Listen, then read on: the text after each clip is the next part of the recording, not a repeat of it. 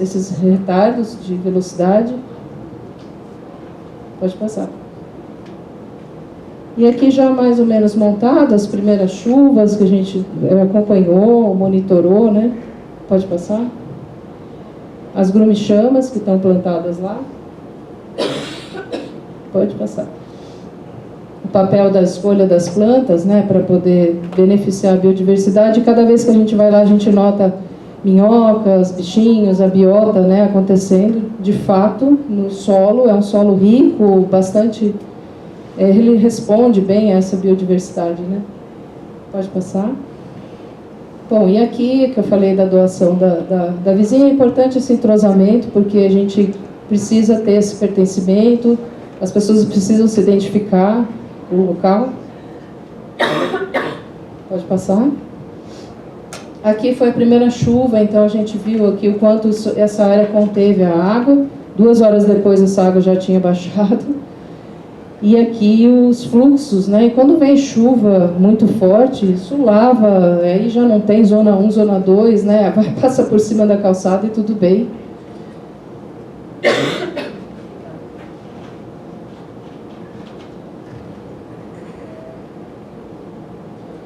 Então aqui a gente tem os amortecimentos e à medida que vai infiltrar aqui, mas a gente tem a preocupação de frear a velocidade da água. Pode passar. Bom, em setembro de 2023 a gente já terminou.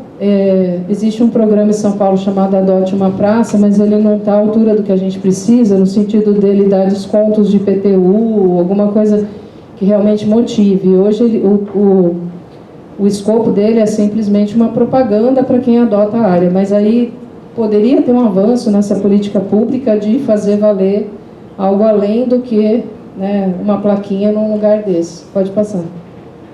E aí a gente fez uma campanha no final, no muro aqui da vizinha, ela autorizou que a gente fizesse uma arte ligada ao que a questão do jardim.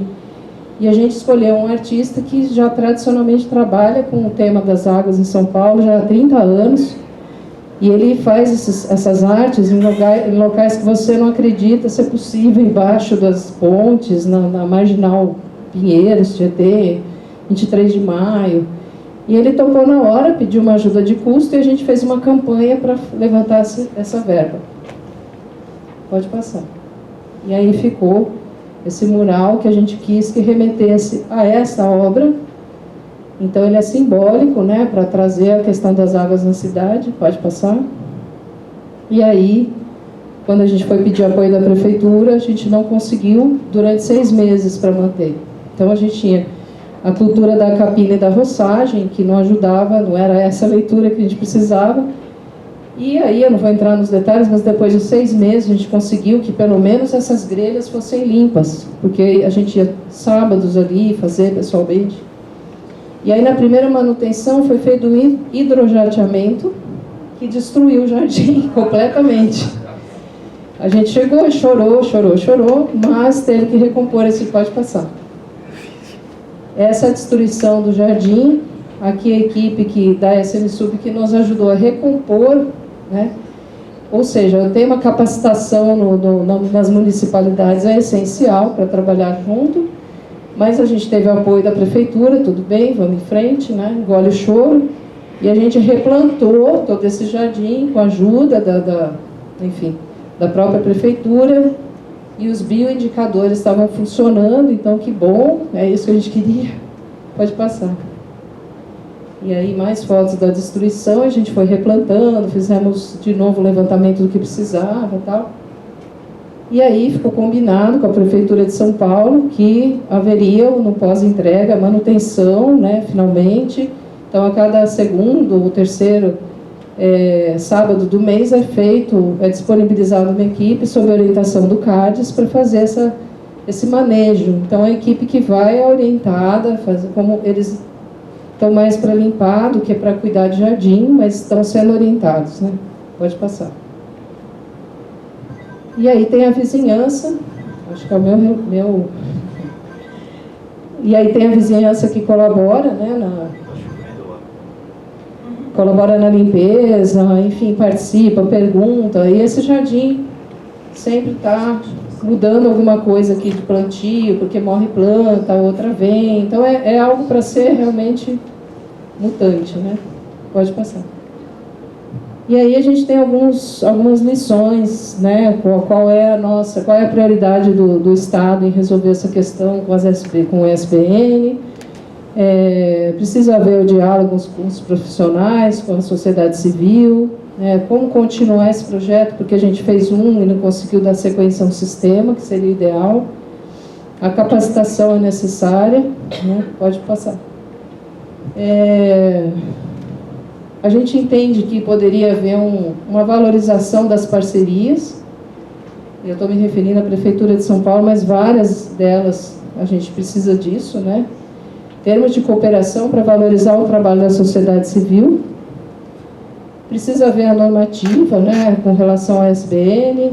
As leis de plano diretor e uso e ocupação do solo precisam estar alinhadas com propostas como essas, de fato. E, finalmente, o aumento do orçamento da pasta do meio ambiente, porque sem isso a gente não tem. Se a gente não tiver um orçamento participativo e propostas reais atreladas à questão do financiamento, né, a gente sabe que o governo federal está apoiando isso no momento, mas a gente precisa ter secretarias mais empoderadas, né, nessa área de meio ambiente. Desde esse projeto a gente teve ganhos, né, que foi o Cidades Verdes e Resilientes, né, que é federal, e tem também a nova norma da ANA, que é sobre drenagem e que traz a SBN, então também é um ganho, ainda não é técnico, né, não especifica quanto, como, né, etc. Cada plano vai determinar, mas a gente um passinho de cada vez. Pode passar. Bom, e esse é o final, né, da obra. Pode passar.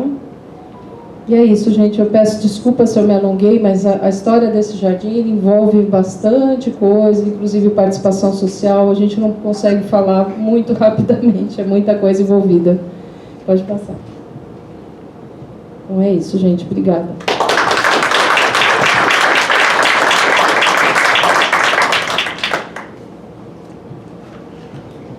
Agradeço imensamente a Marlene Bicalho Reis e a Karina Chaves. Depois a gente vai para a mesa para o pessoal perguntar coisas, né? O secretário Brás estava presente, ele acabou se ausentando, mas eu vou citar a presença dele durante um período. Tem outros membros da secretaria aqui presentes. Importante ter o poder público envolvido no processo, né? Até porque a gente sabe que muitos dos técnicos estão engajados nessa proposta. Mas aí a política pública e a urgência e ao que é necessário sempre acabam se confrontando. Eu queria trazer uma experiência que a gente está discutindo na Câmara Técnica, Marlene, para vocês, Karina. Quando você falou lá da IPTU, pensar no IPTU verde, etc., nós acabamos de discutir uma proposta, que até foi o vice-presidente do CONDEMA que trouxe essa preocupação, porque a gente está sem... Apesar de a gente ter feito uma previsão na semântica do último plano diretor e mudar de poder para dever, né, prever orçamento para os 40 parques lineares da cidade, a gente agora discutiu por que as emendas indicativas da Câmara de Vereadores não pudessem ser direcionadas todas num lote para cada parque. E aí você tem um recurso para poder fazer isso. Uma sugestão talvez seja os CADs discutirem internamente lá isso. Talvez as emendas indicativas dos vereadores de forma regional possam direcionar recursos, pelo menos para a manutenção das áreas onde já está implementado com uma política mais bem estruturada, recursos, né? Sem querer me alongar, vamos lá. Eu queria convidar agora, amigo nosso já, técnico que participa conosco aqui no CONDEMA, em várias frentes, meu amigo pessoal também, Márcio Ackerman, perito judicial, Tribunal de Justiça de Minas Gerais, Comarcas do Sul de Minas, geógrafo pela Pontifícia Universidade Católica de São Paulo, PUC São Paulo, técnico agrícola, Colégio Técnico Agrícola do Espírito Santo, de Pinhal, mestre em Gestão, Planejamento e Projetos de Área de Habitação e Infraestrutura Urbana pelo IPT, que é o Instituto de Pesquisa Tecnológica do Estado de São Paulo, 39 anos na área de saneamento ambiental, meio ambiente, 10 anos atuou na Secretaria Estadual de Meio Ambiente no governo do Estado de São Paulo, junto ao Departamento de Proteção dos Recursos Naturais, e ao Departamento de Avaliação de Impacto Ambiental, DAIA, antigo DAIA, né? Agora ele foi absorvido lá, né, Márcio? E aí há 27 anos, né, desde 97, dirige a Ackerman Consultoria Ambiental Limitada. Por favor, Márcio. Bem-vindo mais uma vez aí. Palavra é sua, obrigado. Boa tarde a todos, um prazer, uma honra e muita responsabilidade de estar aqui no Condema tratando de um assunto que envolve risco aos campineiros, né? Então vamos lá, eu vou pedir licença para ficar sentado aqui, tudo bem, pessoal? Próxima. Bom, área objeto de questionamento, saiu uma... Obrigado. Área objeto de questionamento, as praças Augusto César e Ralph Stettinger, onde era previsto o piscinão a céu aberto. Próxima, por favor. O dossel arbóreo dessas praças e os serviços ambientais que esse dossel arbóreo presta, né? E eu queria que vocês guardassem essa imagem aqui, ó, esse entorno edificado, tá bom? A próxima. Esse era o projeto original da prefeitura e as praças, né? O que a gente pode destacar desse projeto, né?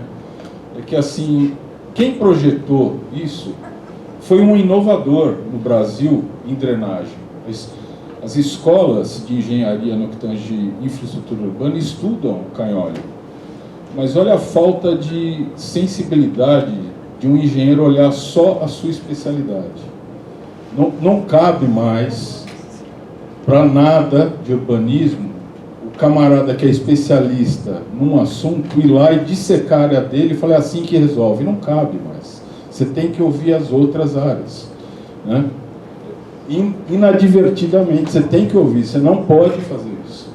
Não importa que for o melhor profissional de reservatório do Brasil. Não cabe um reservatório a céu aberto nesse local, né? Os impactos negativos daquele projeto, né? Redução de área verde, supressão de vegetação, o aumento de material particulado numa região de entorno, aí você pode considerar 2 km, 1,5 km, 4 a 5% de material particulado que é retido, que vai para a atmosfera. No microclima, você vai ter um aumento em torno de 3 graus centígrados na região do entorno e naquela região. A questão de vetores, né? A proliferação de vetores, né? Um piscinão a céu aberto é um ponto de produção de vetores, impacto à paisagem, impacto imobiliário, impacto urbanístico, próximo, por favor, impacto à qualidade de vida dos campineiros, contraria a manifestação do Conselho de Meio Ambiente de Campinas, ignora métodos e técnicas como o manejo das águas urbanas. E vamos considerar o seguinte: o CONAMA e a Política Nacional do Meio Ambiente entendem meio ambiente e avaliação ambiental, além de atributos do meio físico, biológicos, do meio biótico, biológicos, do meio físico, geologia, solo e afins, também se avalia o aspecto sociocultural e econômico e a legislação. Então, nesse quesito, os impactos negativos desse projeto do Executivo, a licença prévia, ela fere princípios de legalidade constitucional. E a licença prévia, depois da alteração do projeto, fere o CONAMA e fere a Política Estadual de Meio Ambiente. Isso já está no Ministério Público, em análise pelos seus peritos. Contraria a política municipal de mudanças climáticas, você tem uma série de contradições nos planos municipais com essa proposta, e agrava as emergências climáticas, né? Campinas já tem 1,2 graus Celsius a mais comprovado pelo Instituto de Geociências da Unicamp, né? Você vai agravar uma situação que já está premente. O que fere a política estadual de meio ambiente, essa licença prévia? O que é uma licença prévia? Vamos começar por aí. O que uma licença prévia tem a competência de tratar? Ela trata da fase de licenciamento de uma atividade, E ela contém requisitos básicos a serem atendidos. Fase de localização. Vamos grifar isso aqui, ó. Instalação e operação, observados os planos municipais, estaduais e federais de uso do solo e desenvolvimento. Então, quer dizer, aquela licença prévia no que a prefeitura alterou o projeto, está ferindo uma lei estadual. Próxima, por favor. E aqui a resolução CONAMA 237, que habilitou os municípios a poderem fazer licenciamento. Até então não se fazia licenciamento em âmbito municipal. Essa resolução que permitiu isso. O inciso 1, o artigo 8º, fala o seguinte: licença prévia, fase preliminar do planejamento de empreendimento, aprovando sua localização e concepção, bem como atestando viabilidade ambiental do empreendimento, estabelecendo requisitos básicos e condicionantes a serem atendidos para a próxima fase. Foi alterada a localização, foi alterada a concepção. Próxima. Então, aqui a licença prévia, o processo administrativo que emitiu essa licença prévia, o número da licença prévia de 2024, ela foi emitida no dia 19 de abril de 24 e ela tem validade até o dia 19 de abril de 2026. O que essa licença prévia fez? Subsidiou o empréstimo, análise documental junto ao BNDES.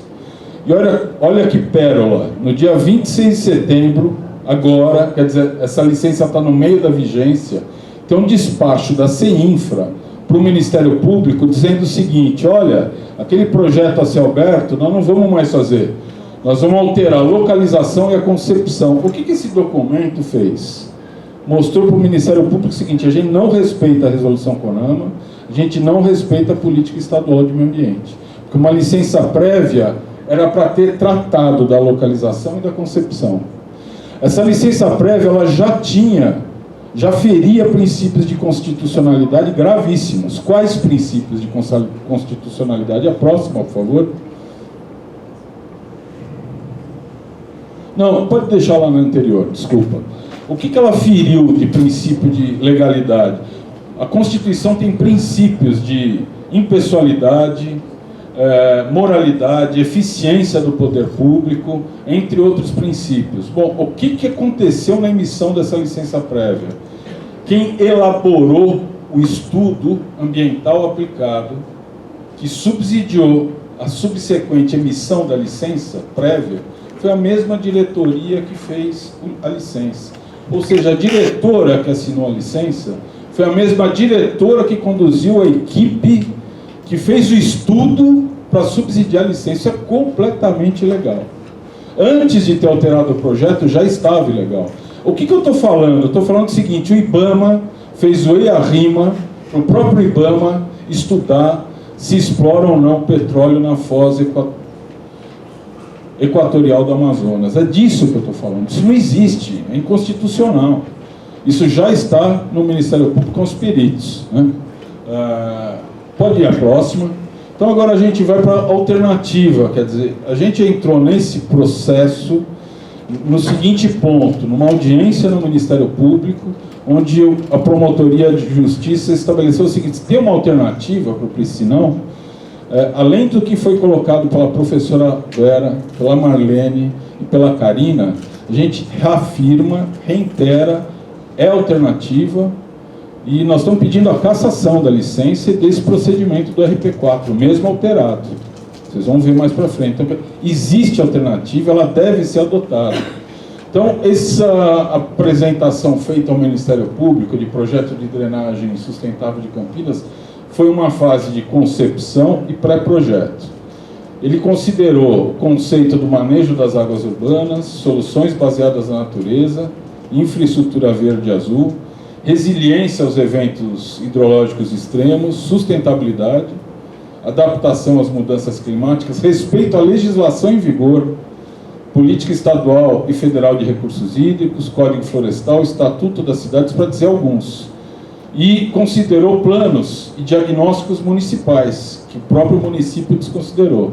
Próximo, por favor.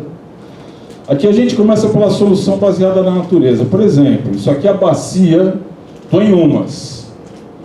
A prefeitura contratou um projeto de macrodrenagem da bacia do Inhumas. O estudo ambiental aplicado não tinha a bacia do Anhumas. Foi um sucessivo erros grosseiros e crassos na licença prévia e na elaboração de estudo, que ele foi 100% dirigido para aprovar isso. Se ele é completamente ilegal. E o que eu admiro? Isso deve ser uma prática comum na prefeitura. Porque assim, se isso que eu estou falando, essa ilegalidade, fosse uma fora da curva, a administração pública teria reclamado. Isso aqui está errado. Ninguém reclamou. Até agora, muitos não conseguem enxergar a ilegalidade da licença. Então, quer dizer, essa deve ser uma prática comum.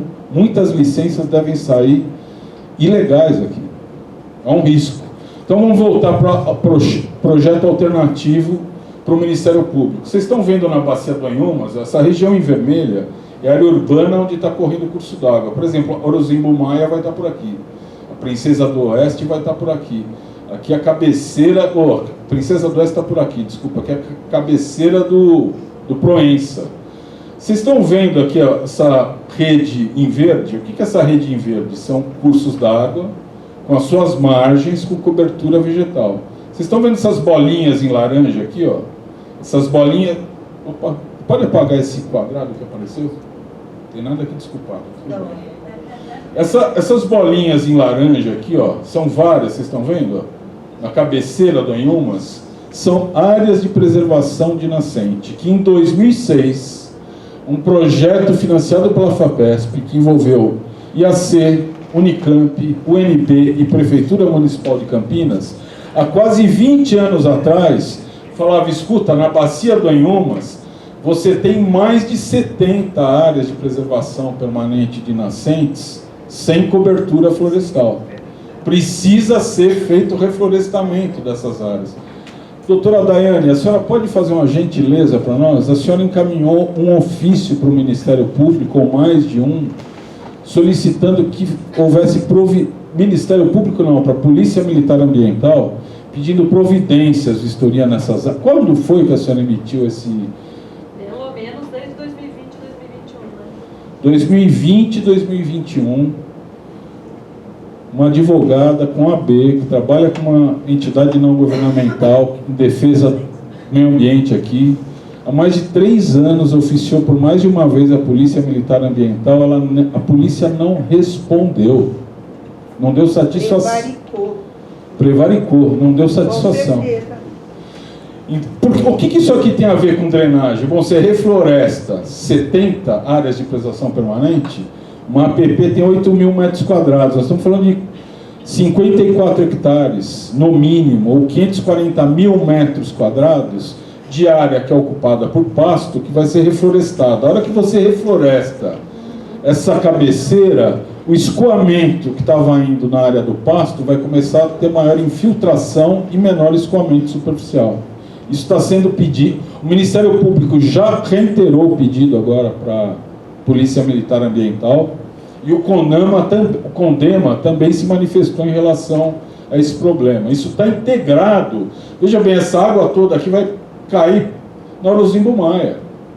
Entende? Ela faz parte do controle de cheias, essa solução baseada na natureza, e mais, ela respeita a lei e um diagnóstico que tem quase 20 anos, que a Prefeitura participou, que gasta dinheiro público para não fazer nada, para ficar num papel, numa biblioteca, numa estante.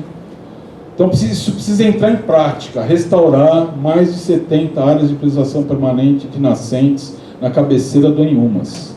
A próxima, por favor. E para a gente aqui não falar que nós estamos sendo irresponsável, na nossa proposta alternativa nós vamos respeitar a CEINFRA no que tange hidráulica em relação ao projeto de RP1, com 114 mil metros cúbicos. Esse projeto, inclusive, já está em execução. E esse projeto RP2, na Praça René Pena, com 40 mil metros cúbicos. E deletar o RP4. A próxima. Então, quer dizer, manter o reservatório RP1, manter o reservatório RP2, descartar o projeto RP4, inclusive a sua alteração, né? Isso aqui não é só uma opinião técnica, né? Nesse momento isso se trata de uma questão legal que está com os peritos do Ministério Público em análise. E a gente está pedindo a cassação da licença prévia, caso seja avaliado que está correta a análise da ilegalidade. Tá? E voltando aqui, em nenhum momento a gente está sendo irresponsável. Vamos deixar a obra de infraestrutura estrutural e partir só para obras de mitigar drenagem, medidas mitigadoras de drenagem. Não é isso que a gente está falando. Vamos conciliar, então vamos manter esses 2 piscinões, porque esses 2 reservatórios, o que eles fazem? Eles retêm 60% do volume dessa microbacia. Então, quer dizer, muitos riscos de enchente, com esses 2 reservatórios concluídos, vão contribuir para mitigar danos, riscos e seus efeitos, e a gente tem a possibilidade de tempo para fazer um projeto de drenagem sustentável nessa bacia. Próximo, por favor. Então, esse aqui é um desenho da microbacia do córrego Proença. Eu queria fazer só um ajuste aqui. A autora desse desenho pediu para eu corrigir. Falei, Márcio, eu não sou arquiteta ainda. Então, ela está se formando em arquiteta, mas é que pela qualidade profissional, eu já estava apresentando como arquiteto.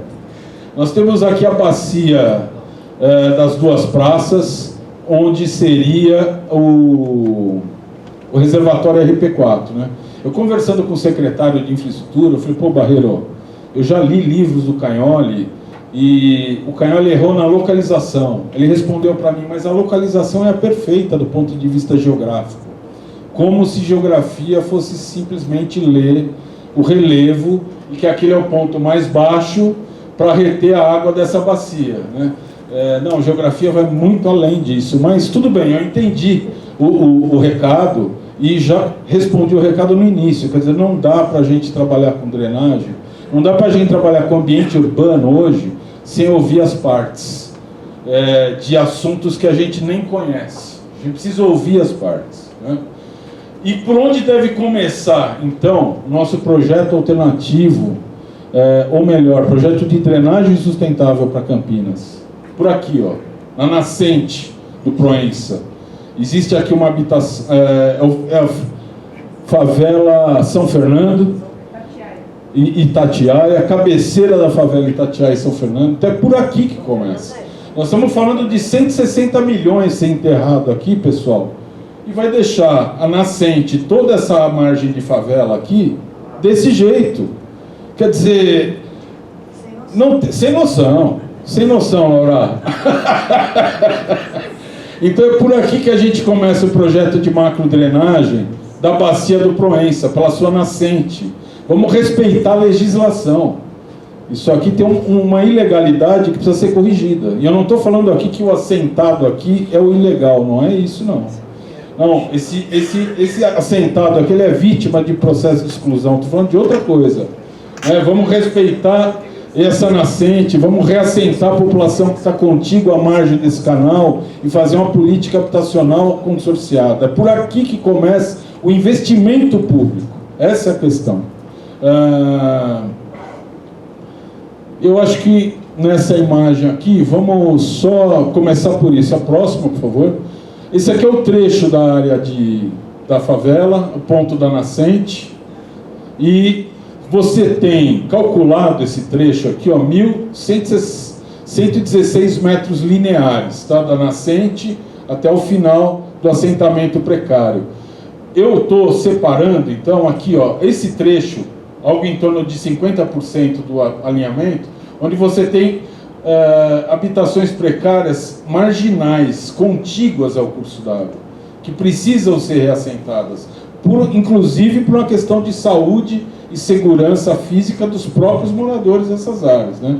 Eu não estou aqui excluindo as diferentes interações que ocorrem nesse problema. O fato é que a nascente do córrego Proença, ela é uma prioridade legal, ela é uma prioridade urbanística, ela é uma prioridade socioambiental, hidrológica e hidráulica. A nascente do Proença tem 8 mil metros quadrados, e se a gente pegar só esse trecho aqui com habitação contígua ao curso d'água, nós estamos falando de uma área de APP de 30 mil metros quadrados só nesse trecho aqui, né?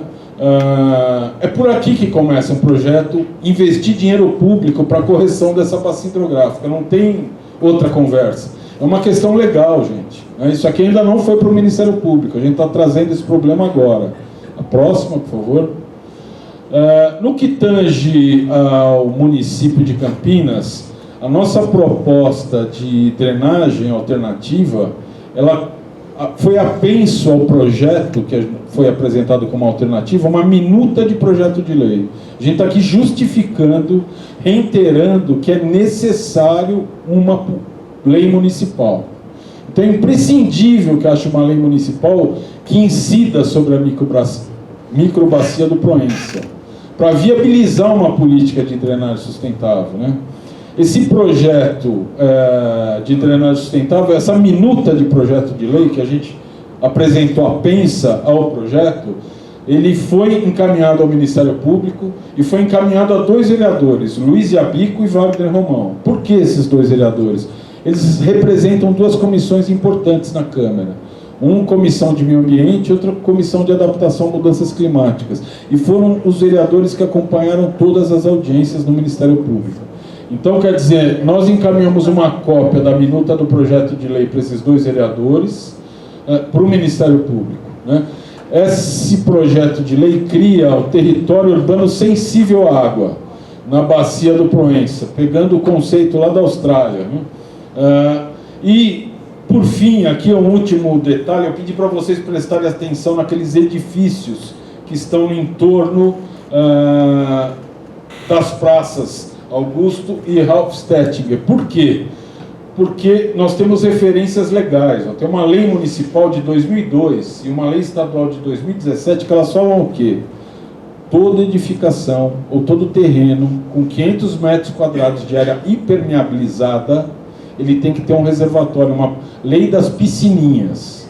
Então vamos pensar o seguinte, vamos tirar o piscinão e cada edifício naqueles bairros, Nova Campinas e Cambuí, reservação de água pluvial. Essas leis municipais e estadual, elas são para edificações novas. Quer dizer, você vai fazer um projeto novo, você tem que ter isso. Não, eu estou falando dos prédios existentes, né? A próxima, por favor. E por que tem que ter uma lei municipal? Nós estamos vendo aqui uma imagem do estádio Brinco de Ouro da Princesa de 1955. Vocês estão vendo todo esse pasto aqui, ó?